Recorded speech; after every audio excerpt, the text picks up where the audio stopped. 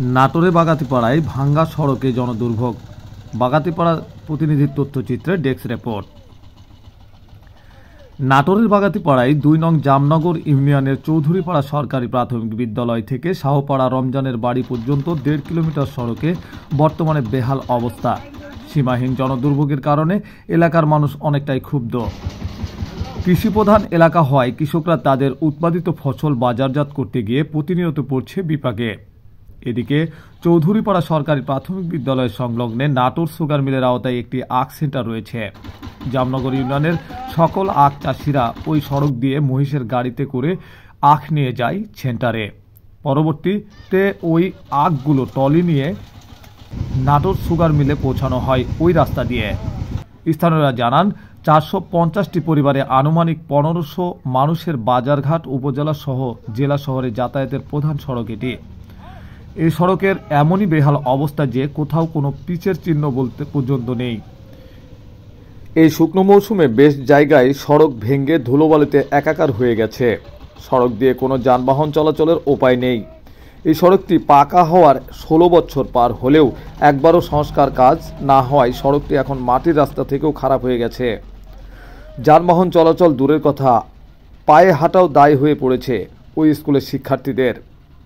স্থানীয় কৃষক আব্দুল লতিফ বলেন, আমাদের উৎপাদিত ফসল ছেলে মেয়েদের প্রাথমিক বিদ্যালয়ে আসা যাওয়া এবং জামনগর বাজার, বাগাতিপাড়া উপজেলার পার্শ্ববর্তী উপজেলায় বড় একটি হাট আড়ানি বাজার সহ নাটোর সদরে বড় একটি হাট তেবাড়িয়া বিক্রি করে থাকি। আমাদের রাস্তার অবস্থা কি আপনাদের নিজের চোখে দেখতে পাচ্ছেন। এখানে একটা প্রাথমিক বিদ্যালয় আছে এবং একটা কেন্দ্র আছে।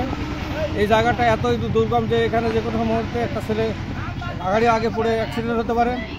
গাড়ি সেন্টার মিলের গাড়ি যে কোনো মুহূর্তে উল্টে পড়ে যেতে পারে এবং যে কোনো মুহূর্তে মানুষের একটা জীবন নাশের হুমকি হয়ে থাকে। রাস্তার বিমুখটা হচ্ছে কলেজ, জামনগর ডিগ্রি কলেজ হতে শুরু করে জামনগর চৌধুরীপাড়া স্কুল সরকারি প্রাথমিক বিদ্যালয় হয়ে বরকতপুর সেন্টার পর্যন্ত রাস্তাটা রোড হিসাবে চিহ্নিত করা আছে। কাজেই অল্প সামান্য একটু কাজ, রিপেয়ারিং কাজের জন্য টেন্ডার ওয়ার্কার হয়েছে শুনেছি, কিন্তু কাজ হচ্ছে না। দ্রুততম সময়ের মধ্যে কাজটুকু করা অত্যন্ত জরুরি প্রয়োজন বলে আমি মনে করছি। যে এখানে যে মিল, নাটোর সুগার মিলের আন্ডারে যে আপনার সেন্টারটা, এরা কি কিছু করে না না রাস্তার বিষয়ে? রাবিশ দিছিল তো, রাবিশ দেওয়ার পরে ওরা রাবিশ দেওয়ার ৩ দিন পরেই আসি রাবিশ ভাঙ্গি শুদ্ধ হয়ে রিপেয়ারিং কাজে লাগাই।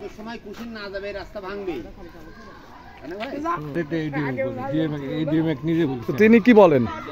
এমডি নিজে বলেছি আমি যে ভাই এই ঘটনা, আপনার এক গাড়ি রাবিশ দিছিলাম, এক গাড়ি রাবিশ দিছিলেন, দেওয়ার পরে তো 3 দিন পরে আসি কাজ কাম করে চলে গেছে। এখন তো সেন্টার থেকে গাড়ি উঠতে গেলে গাড়ি উল্টে যাবে। এখন কমপক্ষে একটা। আমি মোহাম্মদ ইয়াহিয়া আলী, জামনগর সেন্টারে সিআইসি। এই যে রাস্তার অবস্থা দেখছেন, এই রাস্তার আমরা মিল থেকে রাবিশের ব্যবস্থা করেছিলাম। এক গাড়ি রাবিশ এনে গোটা রাস্তায় দেওয়া হয়েছিল। এই রাস্তা সংস্কারের কারণে এই রাবিশগুলো উঠে দিয়ে ওই রাস্তা করা হয়েছে।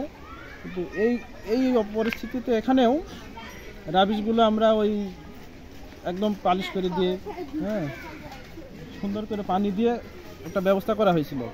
তারপরে বিভিন্ন গাড়িগুলো আসতে গিয়ে এই রাস্তার এই অবস্থা, বর্তমানে এই অবস্থা হয়ে গেছে। আমরা এখন মিল কর্তৃপক্ষকে জানাবো। এলাকাবাসী আরও বলেন, জামনগর ইউনিয়নের প্রায় সব মানুষকে এই সড়ক দিয়ে আখ সেন্টারে ও চৌধুরীপাড়া প্রাইমারি স্কুলে যাতায়াত করতে হয়, কিন্তু সড়কটি নিয়ে কারো মাথা ব্যথা নেই। যত ভোগান্তি চলাচলকারীদের। হঠাৎ কেউ অসুস্থ হয়ে পড়লে এবং এই এলাকায় গর্ভবতী মেয়েদের নাটোর সদরে নিয়ে দ্রুত চিকিৎসা সেবা দেওয়া সম্ভব হয় না। ফলে জনগুরুত্বপূর্ণ এই সড়কটির দ্রুত সংস্কারের দাবি জানান তিনি। সরেজমিনে গিয়ে দেখা যায় সড়কটি বিভিন্ন অংশ ভেঙে বড় বড় গর্তের সৃষ্টি হয়েছে। সড়কটি দেখে বোঝার উপায় নেই যে এটি পাকা সড়ক। এই সড়ক দিয়ে সাইকেল পর্যন্ত চালিয়ে যেতে পারছে না মানুষ। এ বিষয়ে উপজেলা প্রকৌশলী আজিজুর রহমানের সাথে মুঠোফোনে বারবার যোগাযোগ করার চেষ্টা করলেও তিনি ফোন তোলেননি। Desk report, crime watch 24 Bangla TV.